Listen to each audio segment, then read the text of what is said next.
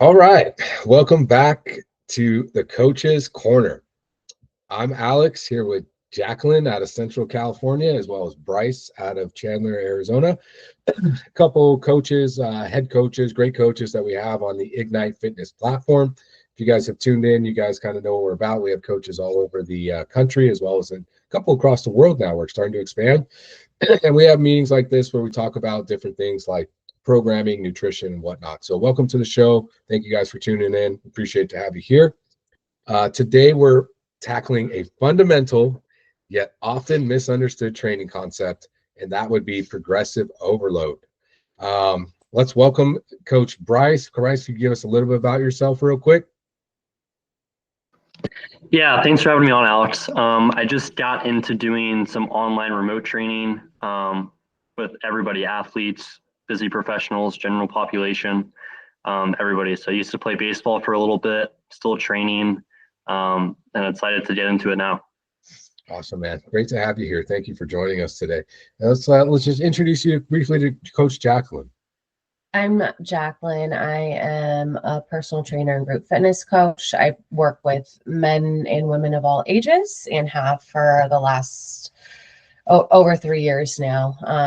I primarily work with pre and postnatal women, perimenopausal, menopausal women, and the elderly. So awesome. Thank you for being here as well. So yeah, today we're going to go over progressive overload. If you've ever wondered when to push harder, when to scale back, and how to optimize your training for long-term results, this episode is for you. All right, so let's dive in. Progressive overload is not just about increasing your weights every week. It's structured and strategic, meaning there is a variety of ways that it can be accomplished. So it's easy to overdo it and burn out in the gym or not push yourself enough and plateau and not see the adaptations that you want. So we're going to speak today on topics like what exactly progressive overload is, why it's important in a person's exercise routine in achieving their goals, some things to look out for if we need to push a little harder or pull back and rest a little bit and recover, as well as how we can apply it throughout different phases of training. Right. Yeah, for sure. So I think the key point there, right, is just everyone kind of thinks when you think of progressive overload, right? And most people, I'm not saying everyone, most people, in my opinion and my experience, has been like progressive overload, meaning lift heavier. That's not always the case, right? It is about that strategic adaptation, the structured strategic adaptation of forcing the muscle to grow, right? By utilizing different techniques that we'll go over today. So thank you, Jacqueline, for touching on that. What do you think, Bryce? Yeah, we'll definitely hit those main points, and then at the end, we'll wrap it up with some frequently asked questions that you guys may be wondering about this. So stick around for that, and let's get into it. Right on. Cool. Well, let's start with the basics. So like, what is progressive overload?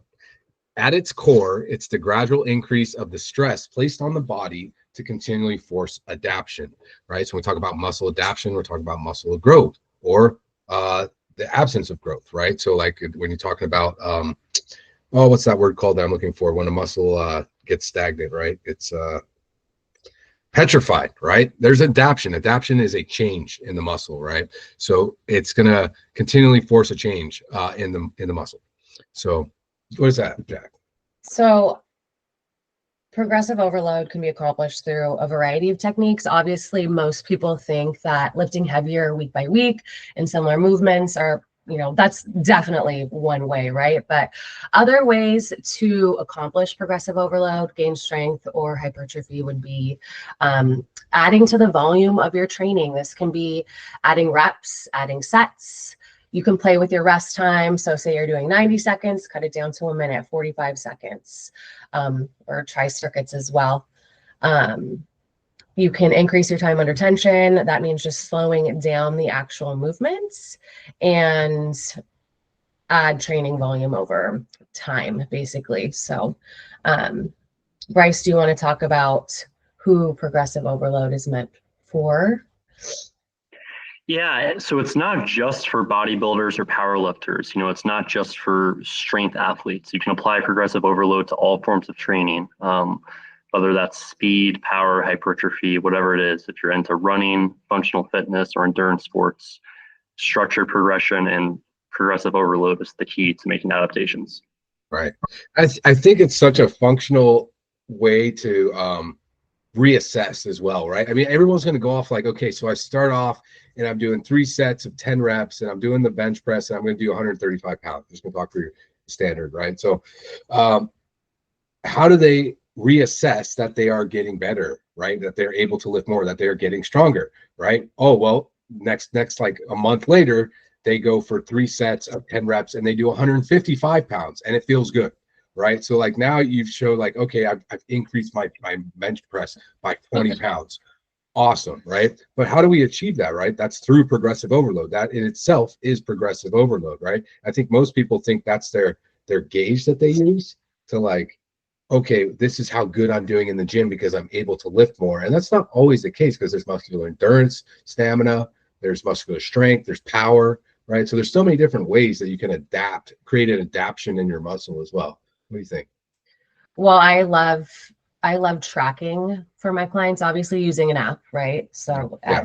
as Ignite Fitness.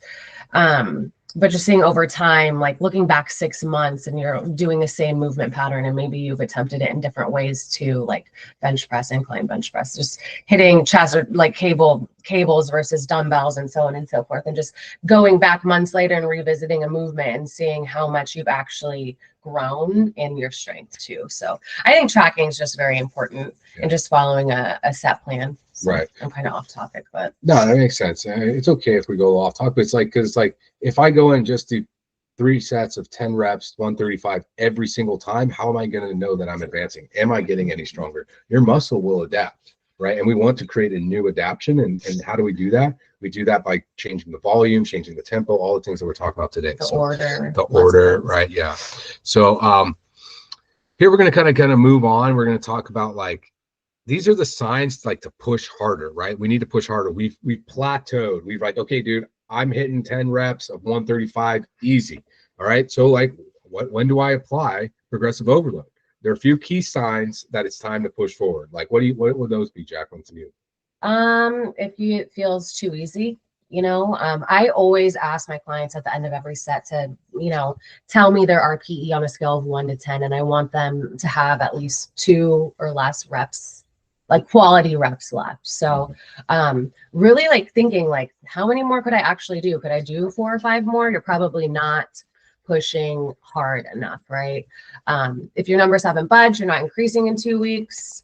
If you're not feeling some sense of soreness, I'm not like a huge fan of like very sore to gauge. I like a little soreness. And then if there's no mental challenge, right? If it's feeling too repetitive, it might be time to progress and change things up. Right. I just want to touch in on that real quick. So Jacqueline had mentioned something like an RPE scale, like having 2 left in the tank. And let's just say if you're not familiar with that term, RPE means the rate of perceived exertion. Okay, so it is a self-measured intensity scale that we use in strength training to gauge how hard a set feels.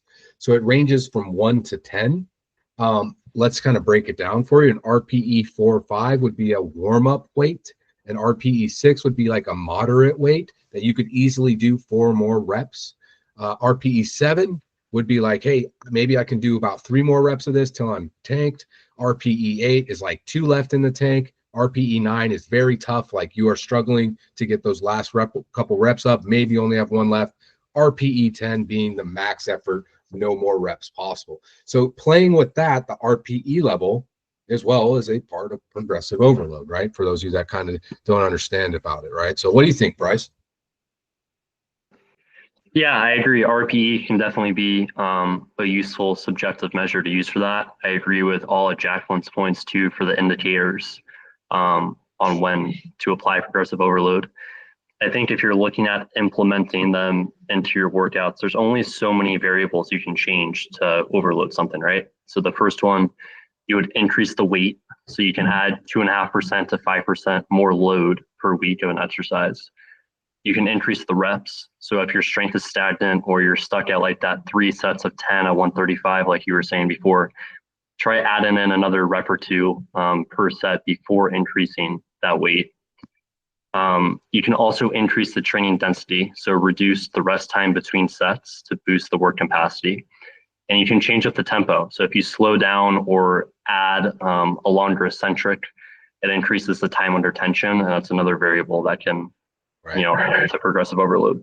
Yeah, there's all different styles of training, right? But I love the time under tension, man. I'm so about that right now. Time under tension, the slow eccentric phase, like me doing like more of a traditional bodybuilding split right now in my training. Like everything is tempo for me, right? I'm not going for power necessarily. I'm going for that hypertrophy, and the eccentric portion of that is just optimal. I'm going to try to pull up a document while we're continuing our conversation. There is a scientific scholar that document that I have about that Bryce actually pulled up for us about progressive overload, and then there's another one about the benefits of the eccentric portion of the lift, right? So I'll try to pull those up and see if we can bring them up in this episode. But Jacqueline, what do you think about what Bryce just had to say? I love all of those methods to progressive overload. I wanted to add one that we didn't touch on, and that would be, and I use this with clients, is increasing the range of motion in different movements. So that could be like an elevated sumo squat or something instead of that sumo squat with the same weights. I think that's very helpful as well in achieving progressive overload. But I think just in getting to our next point, those small consistent changes, we don't want to go like super hard all the time, especially if we're new to fitness. I see a lot of people get like amped and ready to go. And, from 0 to 100. And a lot of times that can lead to injury. So knowing how to attune to your body and make those gradual increases is so important for sustainability. I always tell everybody baby steps, and, it's a marathon and not a sprint in our fitness journey. So. Yeah. So that's great. That's 100% correct. I agree with you 100%. So, let's talk about when to dial it back. We talked about when to put it into play, like when do we need to push and go harder. But let's talk about avoiding overtraining and burnout, right? So let's flip the script. What if you're overdoing it? Here are some clear signs that you need to dial back, all right? Jacqueline, what do you got for us? If you're always fatigued, I've had it kind of like a brain fog almost, like I'm not feeling it. I'm tired. I don't feel like working out at all. And I know we've all been there. You're not hitting the same weights. You're not hitting the same reps if your performance is going down. If things feel heavier than usual, if you're experiencing joint pain, soreness, like that's excessive and not recovering as usual. Also an increased resting heart rate. So it just means your body's under stress. So yeah. Bryce, what are some points that we can do to help this? Yeah, so if you see yourself hitting some of those signs that you need to dial back, the main 2 things you really want to look at are deloading. And then with the deload, you're going to adjust either the volume or intensity. So I know Alex can kind of speak on what that looks like with parameters. Yeah, for sure. So like a deload week, and this is very important. I think there's a lot of athletes as well, neglect, right? So we definitely need to reduce our volume intensity by 30 to 50%. It allows our CNS system to recover. All right.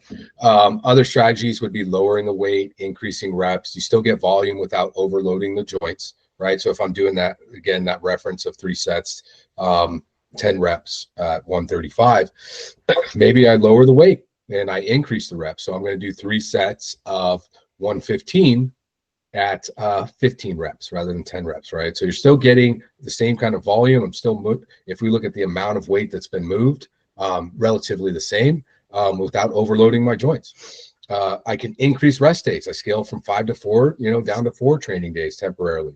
A lot of us do these, 5-day splits, 3-day splits, 4-day splits. Just because you're doing a 3-4 day split doesn't mean you don't need to scale it down a little bit, especially if you're newer coming in. You don't want to burn yourself out.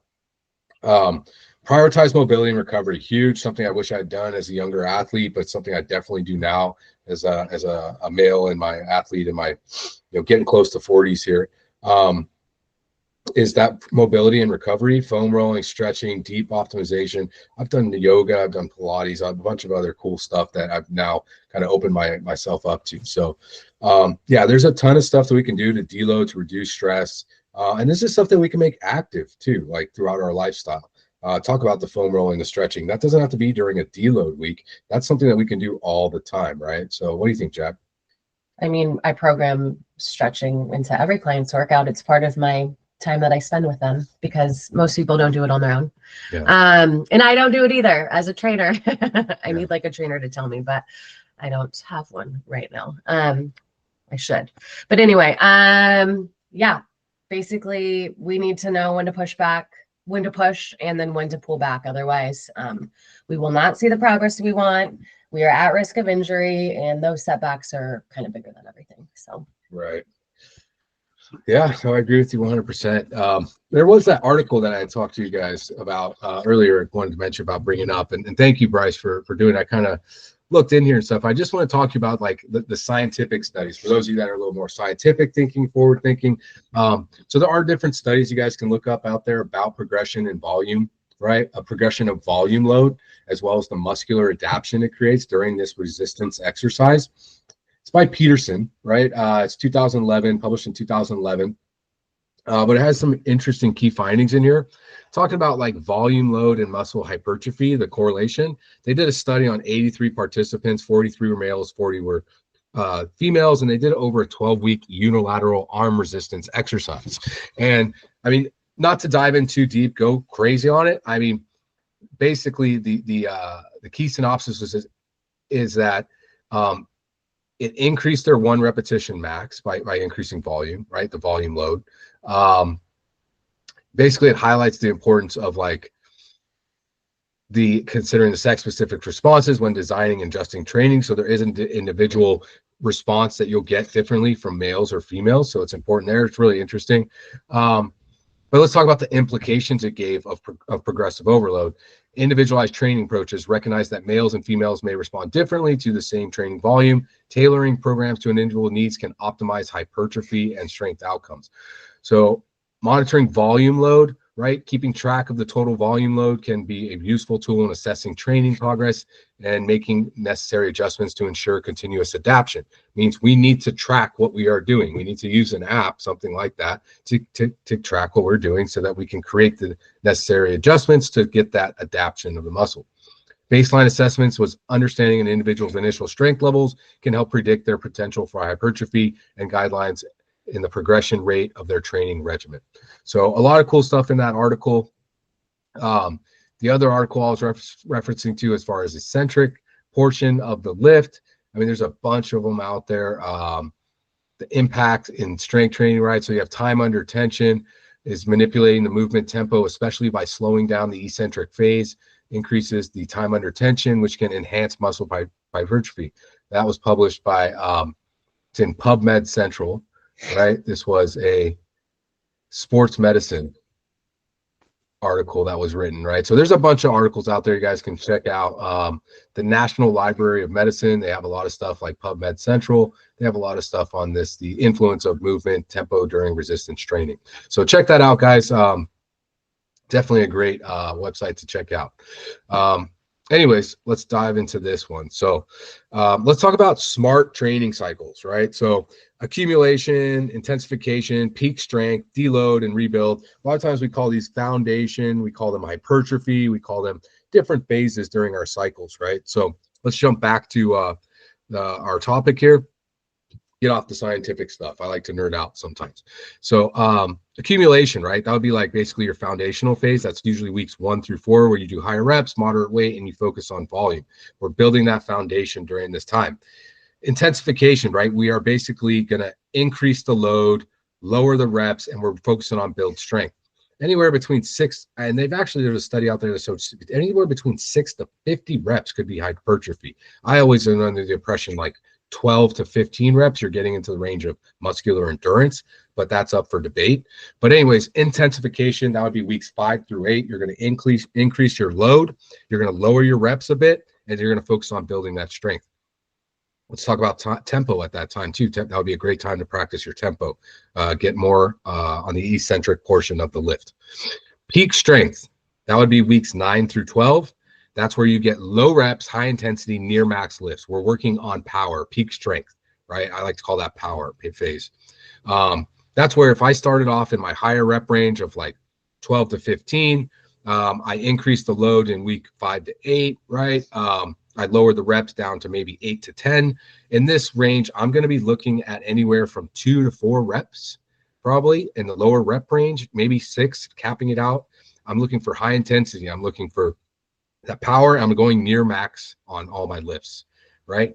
That's important that we deload and rebuild after, right? That can be a week, 2 weeks. It's really dependent on where you're at in your training. It can be as long as 3 weeks, 13 to 16, right? Weeks 13 to 16, we're going to reduce the volume. We're going to allow full recovery before restarting. You rinse and repeat. You do that. And let's say, again, you start with weeks 1 through 4. You're again building that foundation, but you're now starting with a higher weight than you did last time, right? So that's how really this all works. What do you think, Bryce? Yeah, and the main reason you periodize programs like this is so that you can continue making progress without burning out. So most lifters get stuck trying to max out every week, but the long-term progress is, what needs structured cycles. Right. All right. So that's perfect, man. You're exactly right, man. How do we do all this? How do we continue to work out? How do we continue to do this without burning ourselves out? And that's how that kind of structure really, really optimizes that. All right. So let's go to a couple of frequently asked questions that we have now. Yeah. So here's a question. Can you apply progressive overload to body weight training? And the answer is absolutely. Yes. You can increase the reps, you can slow the tempo, you can add weight vests. I mean, then it's not necessarily body weight, or you can decrease rest time. There's all different types of progressive overload. Again, it's not just about increasing the weight all the time, or the amount of weight that you're putting under your muscles under, right? So it's increasing reps, slowing the tempo, adding weight vests, or decreasing time. Here's one for you, Bryce, okay? How often should I deload? What do you think? Yeah, I think it's super variable. I think it's very dependent on how you feel, how your progress is within the lifts themselves, and kind of all the implications that Jacqueline was talking about earlier. The standard guideline that we have here is a light deload every 6 to 8 weeks with a full one every 12 to 16. But again, that's super dependent on fatigue levels and where you feel like you're at in the program itself. Absolutely, man. Yeah, that's really a great thing to go off of, right? So for most of us out there, you really got to depend on your fatigue levels, but listen to your body, recognize your body, and take that deload opportunity. So yeah, I mean, that's great, dude. That was a great little episode that we had there. That's a wrap on our progressive overload. I guess our key takeaways would be push when performance plateaus, right? So your performance plateauing, let's push, pull back if fatigue increases. Use phase training and track it to maximize long-term gains, and then listen to your body. Smart progression beats reckless overtraining.